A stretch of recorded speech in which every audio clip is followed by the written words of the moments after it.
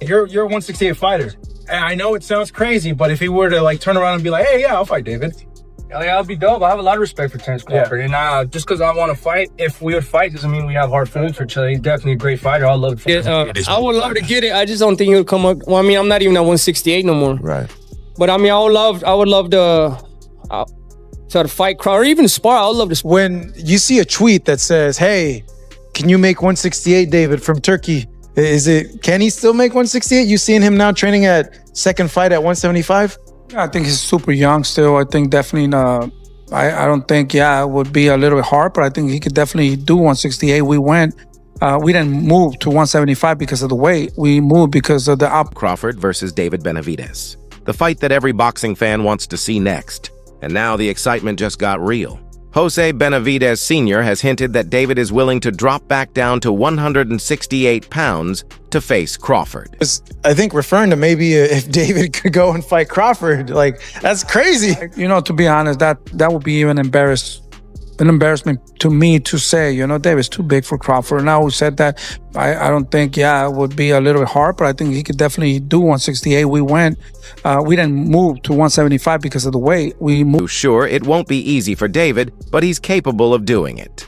His move up to 175 wasn't about chasing comfort.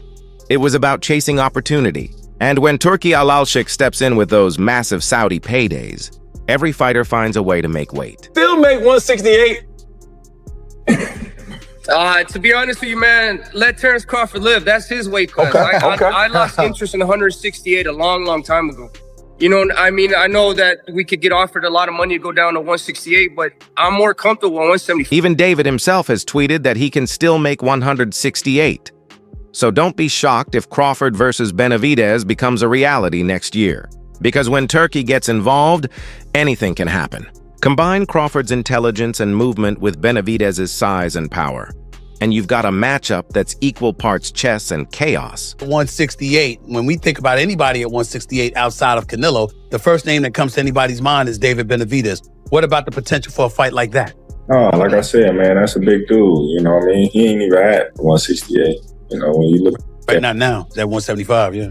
He probably can't even make 168 no. The stakes couldn't be higher. Legacy on one side, redemption on the other, and guaranteed blockbuster pay-per-view numbers. If promoters can lock this deal in, expect a grueling training camp, strict weight control, and a fight night no boxer will want to miss. Keep your alerts on. This one could turn from rumor to reality faster than anyone expects. Chick posted on social media asking if David Benavidez is still capable of making it down to 168. Now, we're not sure if this little tease that Turkey made was targeted as a hint for a future fight between Crawford and Benavidez, or Canelo versus When fans were hyping up the Crawford versus Benavidez showdown, Blue Blood Sports TV stepped in and gave Benavidez a hard reality check. He said, "Hold up, champ. You can't call Crawford an opportunist when you were begging for the Canelo fight." And he's absolutely right. You can't rewrite history just because the spotlight passed you by. Crawford achieved is massive compared to yourself that people say technically should have been at 175. So you cannot discredit Terence Crawford and say he's an opportunist, because this is the same version of Canelo Alvarez that you wanted to fight. And you would have wanted to get all the credit in the world for beating this Canelo, and you wouldn't have wanted to hear people talk about you as an opportunist and you fought a version of Canelo Alvarez that was washed up. Benavidez spent years calling out Canelo, chasing him through divisions like a Pokemon, and now that Crawford actually did it, people say, oh, that version of Canelo was old. Come on, that's like saying you didn't want the cake after someone else already ate it. Look, I get it. Benavidez deserved that fight years ago, and WBC politics did him dirty. But dismissing Crawford now, that's pure emotion talking. Credit Terence Crawford's victory.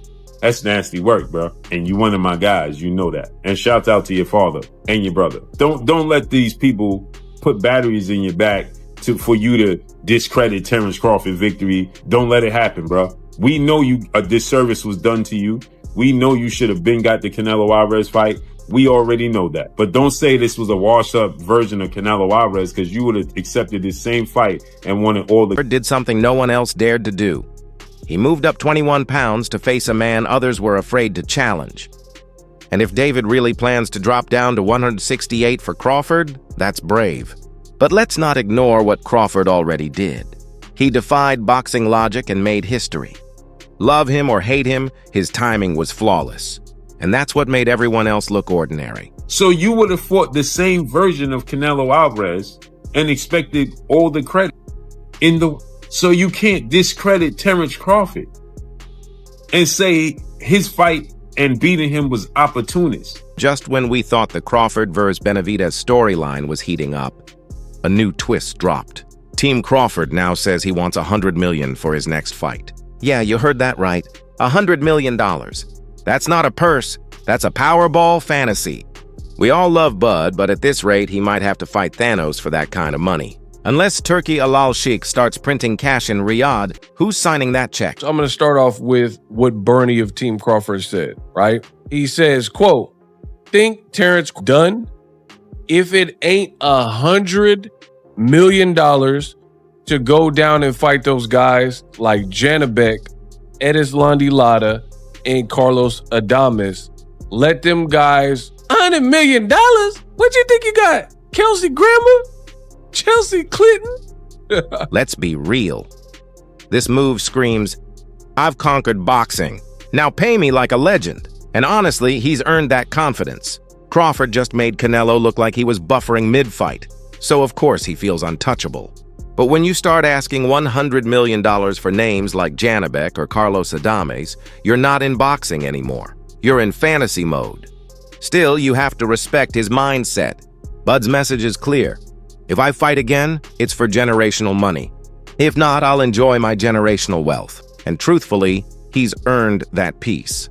Now, I'm not mad at it. Crawford's team, they want $100 million. Crawford, he's $100 million to perform or to get back in the ring, or he might retire. Then, in my opinion, if that is your real asking price, you might have to retire because no one needs to see a Canelo rematch. And fights like Lara, Janabek, and... After dropping the $100 million bomb, Crawford went into full storytelling mode, revealing how the Canelo idea first began. And it's wild, bro. Turns out it wasn't random. It was Bill Haney, Devin Haney's father, who first planted the Canelo seed before Crawford even fought Spence. Picture it. Bud's in the gym and Bill says, forget Spence, go after Canelo. At first, Bud thought he was crazy, until he realized, hold up, we're the same height. And that's when the light bulb clicked. Oh, bro, for real? I thought this was after. No, this is before. Crawford Spence won. He said, man, don't even stop chasing arrows. He was like, man, the guy to focus and chase is Canelo. Really? He was like, man, you can beat him. He was like, man, Spence, Canelo. And like every time, Canelo. That's Crawford's true genius. He moves on belief, not ego.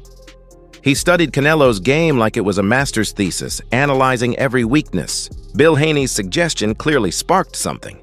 When Canelo's camp said Crawford doesn't sell, Bud calmly replied, then don't say my name, because I'm the ticket now. That's classic Crawford.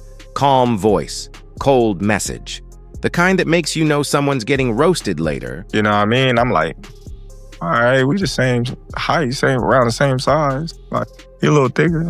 I'm starting to look into it now because he already planted the seed, but now I'm like looking into it. Like, let me see what Bill look at now, what he see. So I'm, okay. This is what he talking about. Cause he just kept saying he's not a big dude and you beat him. And then when I looked into it, I'm like, damn, Bill, right. Yeah. And if you thought the Canelo story was wild, wait for this. Crawford spent 9 hours in meetings in Saudi Arabia, sitting in a room full of people speaking a different language, all while trying to secure a deal. He just wanted to talk to Turki Al Sheikh, but was told he couldn't because Turki might go easy on him as a friend. Imagine being too likable to negotiate your own contract. That's when you realize Crawford isn't your typical fighter. He's a CEO in gloves.